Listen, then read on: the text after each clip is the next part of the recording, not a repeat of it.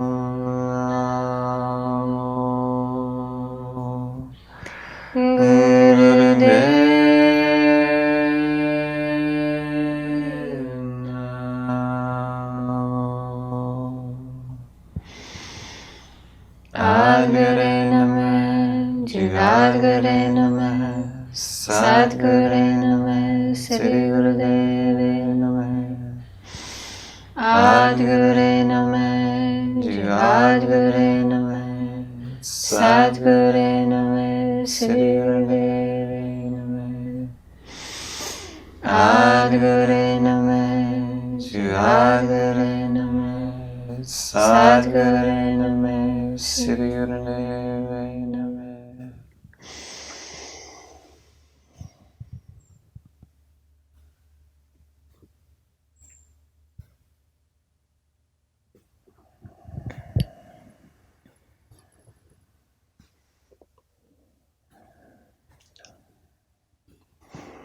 Welcome. This is David Kukkola with the Traditional Healers from the four corners of the world. And we have two special guests with us today, Snatam Kaur and her husband Sopurkh. And we're going to talk about traditional healing and how Snatam uses her music as she travels around the world. She's one of the leading recording artists, bringing spirituality to every continent on the planet. And she's been doing this work for many years.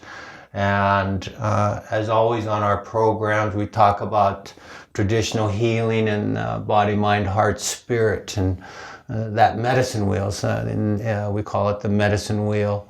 And the importance for all of us to be able to live in balance and harmony. And so with that, I'd like to welcome Snatam Kaur and Sopurkh. Thank you. And Snatam, why don't you share with everyone a little bit about your music, why you do your music, and how it applies to bringing peace, justice, love, and compassion to this world that's so badly needed. Thank you, first of all, for having me. You're welcome. Yeah. The question of why I do this music is something that I ask myself every day. And it's a real personal practice, but I accidentally, I guess, came across the understanding that through music and through basically positive affirmations with music, that we can really affect and change our environments. And it's almost as if with the music, with the beauty of the music and the musicians, and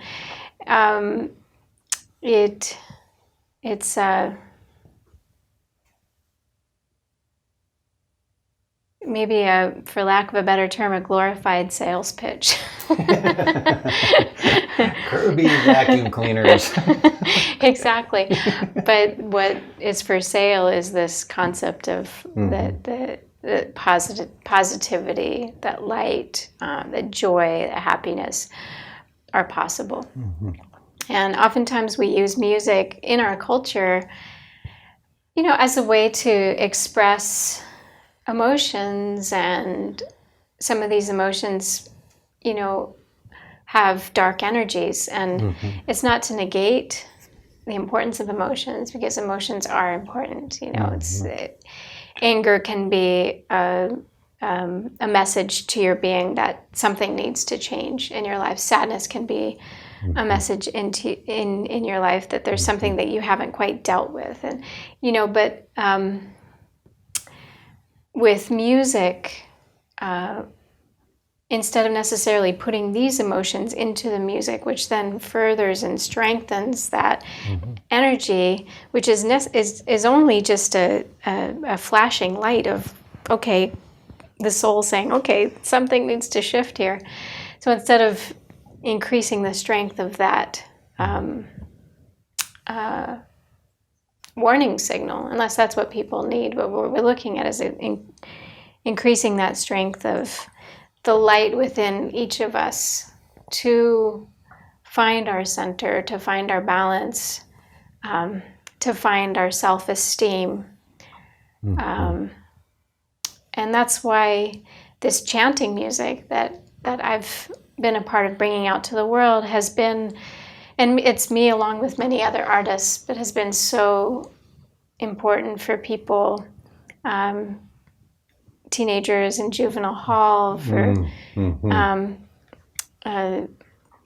veterans coming back from war, mothers, fathers, people in incredibly stressful jobs. And it's literally just putting on the music and with the vibrations of these chants, which come from India. They come from a sacred tradition, but then again, it's back to the basics, that they're essentially positive affirmations of that light within us, of the divinity within each of us. And there's something in our cellular structure that recognizes that and shifts. You don't have to know what the meaning of the words are. You don't have to have familiarity with the tradition at all. It's just good energy that comes through the music. It's almost a very indigenous, deep in the DNA, maybe locked in our bones. Music has its place within us and within our villages. Always has been, always will be. It's as much as, for me, I eat meat, and meat's not good without salt. Salt and meat go together, It's sort of there's a natural combining, it's not even a thought process. We did that interview with Dennis Banks a while ago, and he says, what's the first thing a mother do when she has her baby? She rocks it in her arms and she sings to it, lullabies. And so this music, this concept of music goes since the beginning of time. We don't even know where it begins, but here we are still. And so now in your tradition, you do the chanting, and you mentioned that you don't really need to know the meaning of the sounds, but they'll create a certain feeling within yourself, a certain sense within yourself. And then with that, I know that when I was with the Buddhists and we did the chanting in the temple, a lot of repetition of the same sounds. What's your sense of why this repetition? When I was in the temple, we'd chant for an hour. It's the same, mantra, if you will. And so, what's your sense of that repetition, and what does that do within ourselves? Yeah. Well, these chants come from the Kundalini yoga tradition and the Sikh tradition, and which originates in India. And the chants themselves are medicines. Okay. And when you chant them, then you actually change the brain chemistry. Uh-huh. And of course, the brain affects everything. And it affects a particular part of the brain that works within the both the nervous system and the glandular system. Oh my goodness.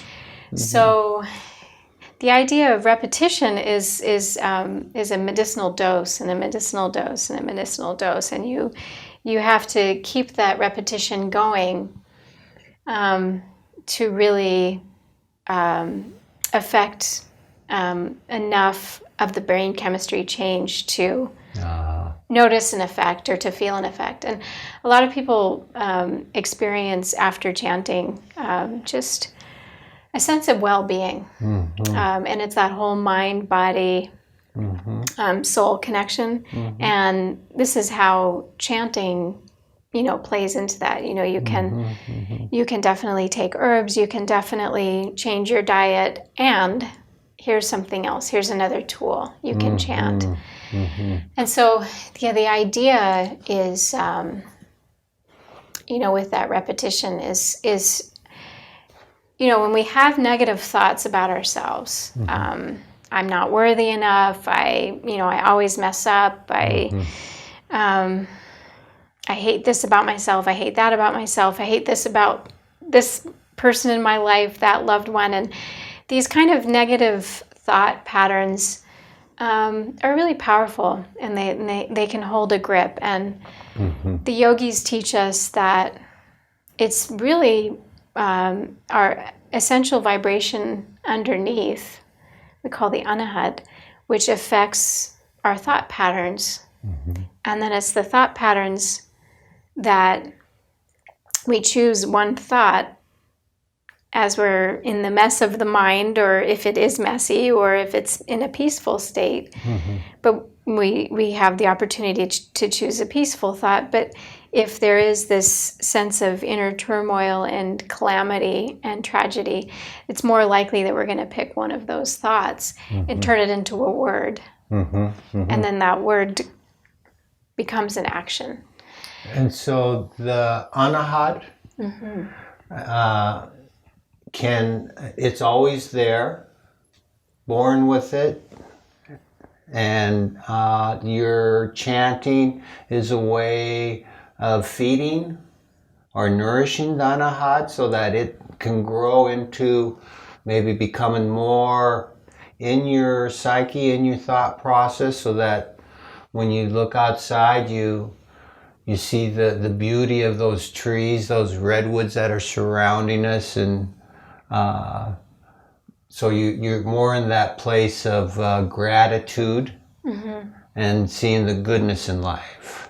Exactly. Is that correct? Yeah, exactly. And you have that choice. You can wake up and, look outside and see the redwoods and say, how beautiful. Or you can wake up and see the redwoods and say, it's blocking my sun. So there's always a perspective, and it's called anahat, means the unstruck sound. And it's the vibrational frequency within us. So these chants nourish that anahat and create this peaceful vibration. So then you have essentially this self-esteem to then create the thought patterns, and the chants also become thought patterns too, because if you chant something repeatedly, you'll find, you did it in the morning, and you'll find in the afternoon that the chant is coming into your thoughts, and then that's how you know that it's really working, because it's seeped up to that kind of more gross level of existence, that we have the very subtle anahat, and then we have the thoughts, and then we have the words. And so the idea is that these chants then affect our underlying anahat, our energy within, and then those thought patterns, and then the words, and then our actions. So I know that times when I'm under real duress, right? And sometimes I have no idea what to do. And I know when I was working with Bruce Elijah, he's the Oneida clan of the Iroquois Confederation, in medicine man up there. And he would always tell everybody, if nothing else, pray. You can always do something. And so because I was with the Buddhists for quite a long period of time in my life, a lot of times when I'm in stress, if anything, my mind will go to the chant and then and give everything else away. Yeah. So many times, I'll just jump in. No, I'm happy that you are. Oh, thank you.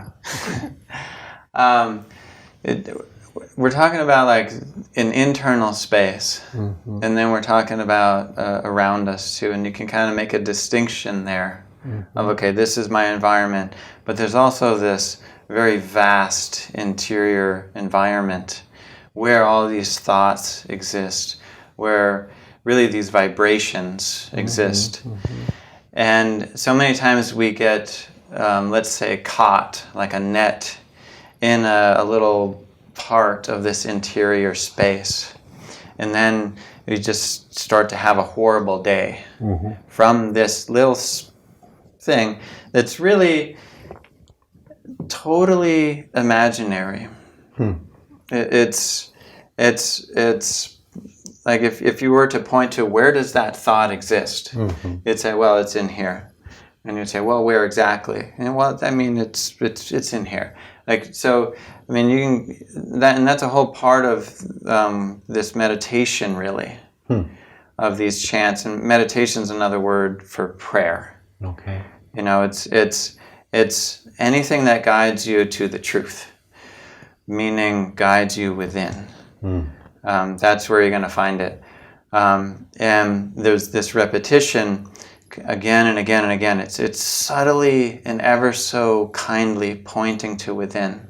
Okay. Pointing me in, pointing me in, pointing me in. And the consciousness, the awareness starts to arise at this point of this repetition, this repetition, this repetition, this repetition. And then we start to recognize what's really going on. And who's the master is what you start to find of your day. Just very simply, I'll try to use as simple words as I can, but the very difference of just in every moment of am I relaxed and enjoy and having some sense of, oh, wow. Or am I in a place of uncomfortableness, let's just say. You know, the Buddhists call it suffering, or you could say fear, or anything. But you could really distill it down to very simply, am I feeling kind of about the world in my life, or am I feeling? And then you could put all these words to it, liberated, etc. But so the awareness starts to arise of how am I internally? Because again and again and again and again, you start to see that, oh, this is just me here. You know, like, and I'm thinking that this is because of my wife that I'm feeling this way, or because of my parents. And again, I'm thinking I'm thinking. It's this little imaginary internal space.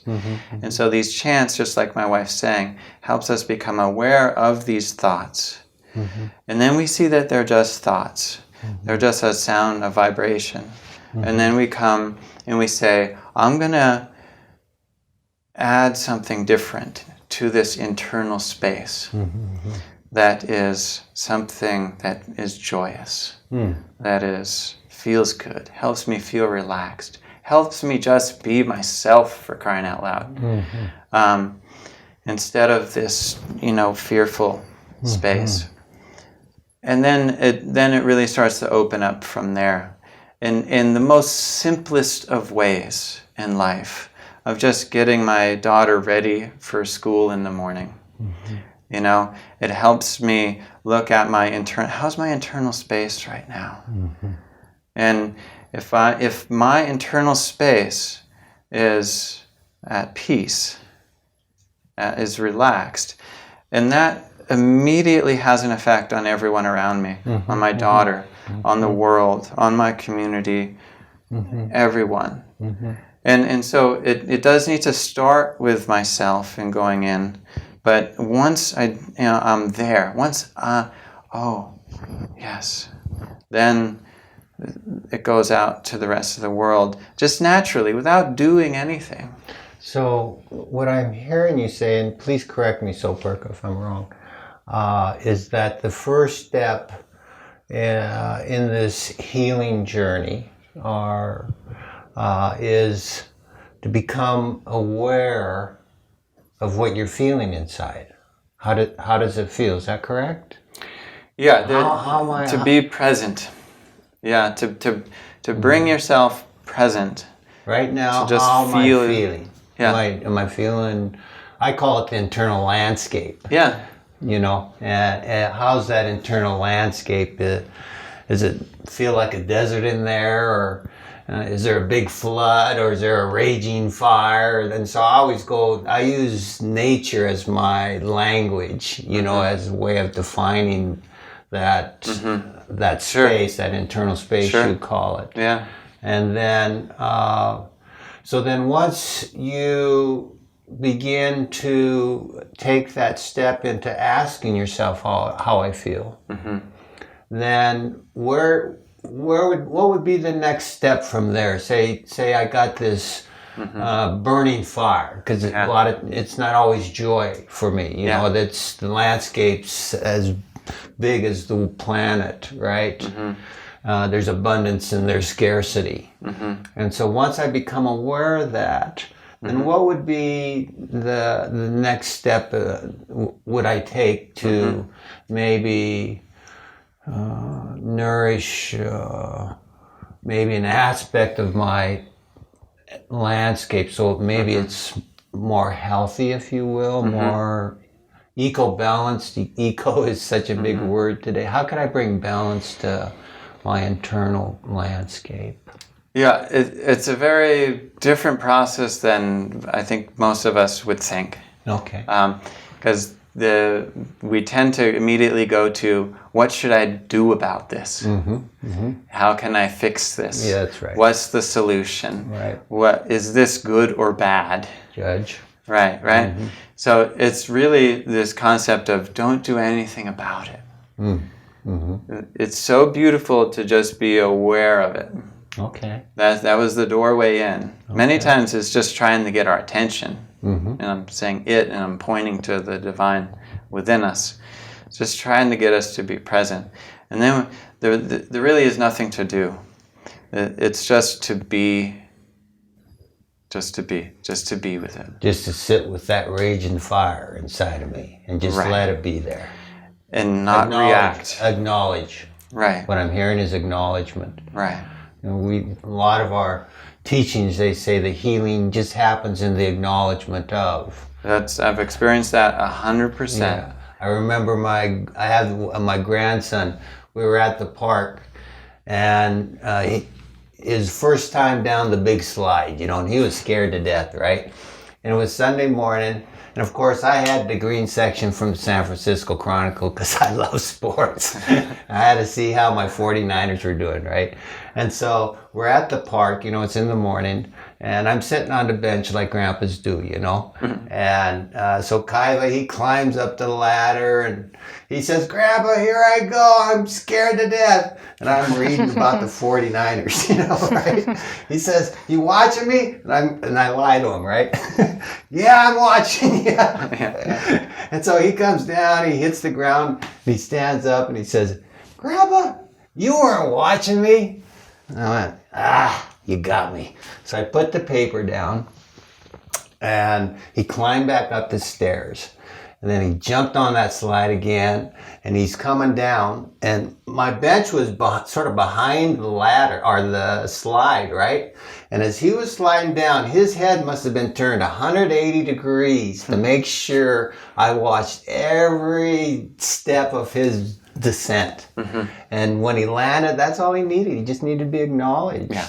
You know? Perfect example. Yeah, of, just need to of be what we're talking about. acknowledged. Yeah, so much healing, and we just want to be seen. And so what I'm hearing you saying is, whatever it is you're feeling, it just wants to be seen. Yeah. And Don't after fix this, it, don't change it, just... And after so much repetition, and literally we're talking about a lot of quantity of time for most of us, there just opens up this still, silent, beautiful space. Okay. Where all this stuff is existing.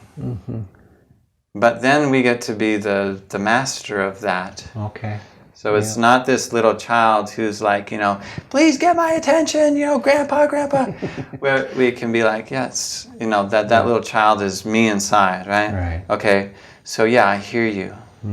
Got it. I'm with you. Okay. And then just be with it. And then the space opens. It's a very real experience.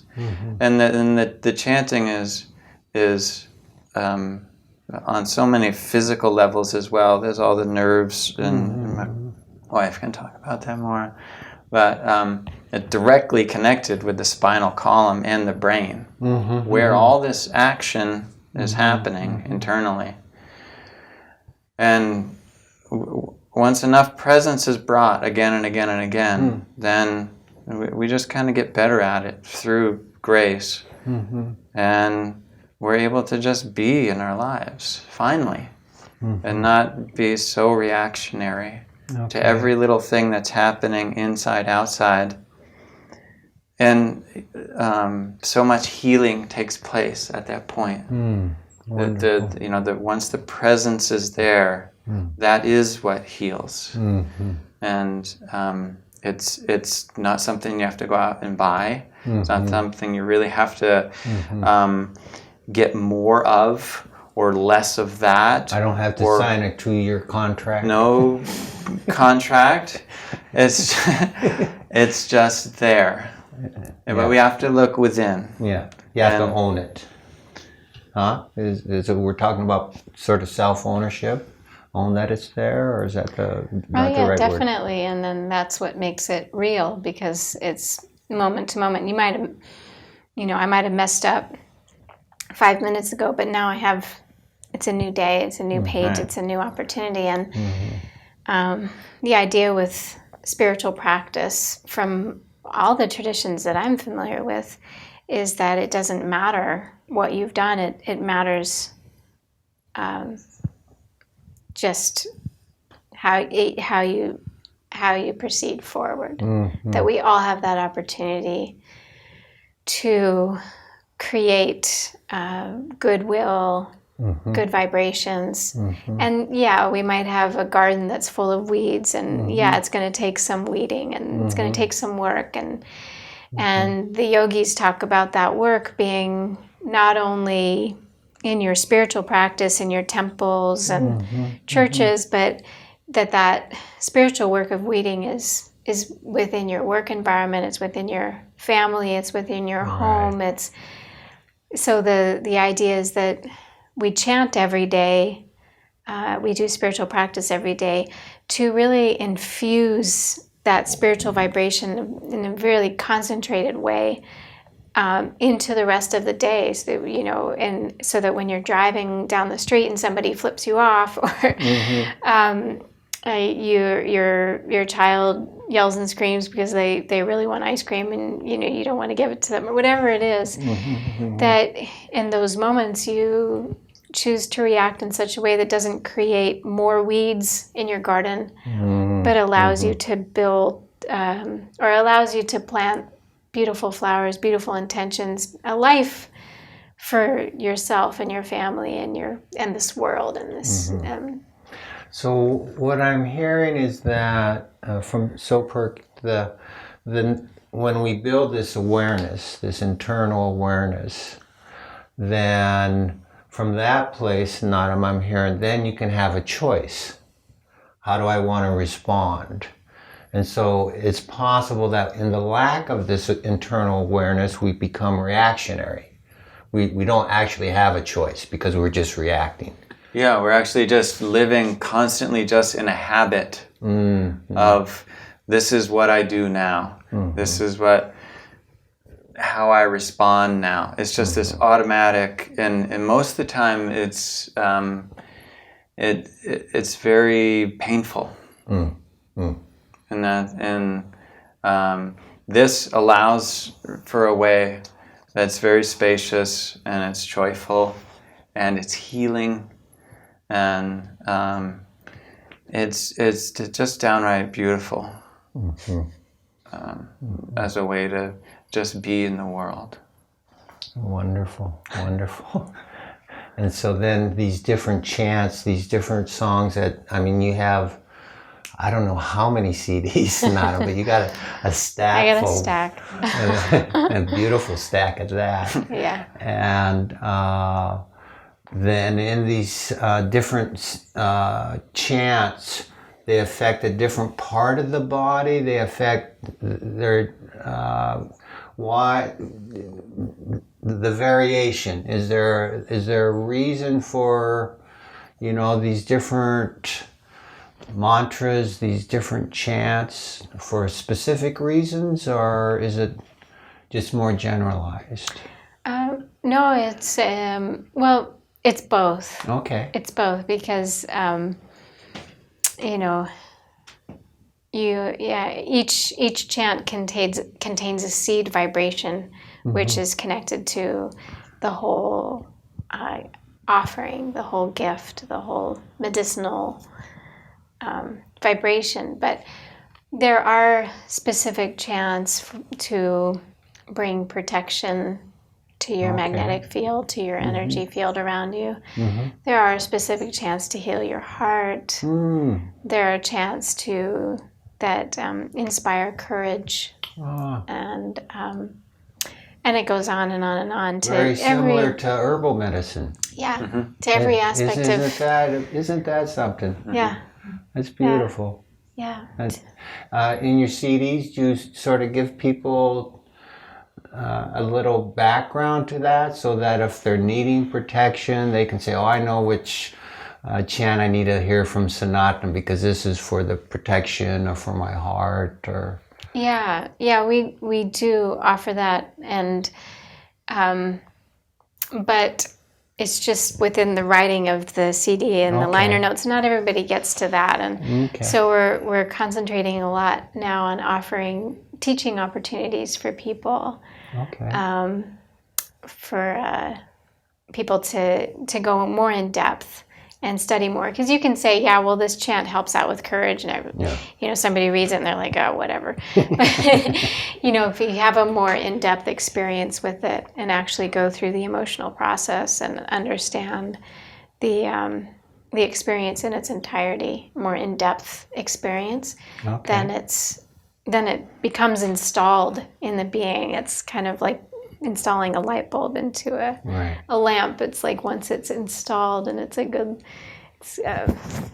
light bulb, it's going to shine. So it's the same thing with these chants. There's a certain kind of understanding and experience which needs to be installed. So my husband and I are bringing forth more teaching opportunities. I've been on the tour, you know, hardcore for so many years, and which is wonderful, and I'll still continue to do that. But now we're beginning to create teaching opportunities so that people can learn this stuff from us, and then can carry it forward and carry it on, really. So why don't we just take a little break here, and then in the second part we can sort of talk about your evolution and where you're headed, and maybe some upcoming events. This is David Kukkola with Traditional Healers from the Four Corners of the World, and we're sitting here in the lovely home of Snatam Kaur and her husband Sopurkh. Thank you for listening, and we'll be right back with maybe a little song, and then we'll go into what they're starting to offer our communities and inviting you in to participate with them. Thank you.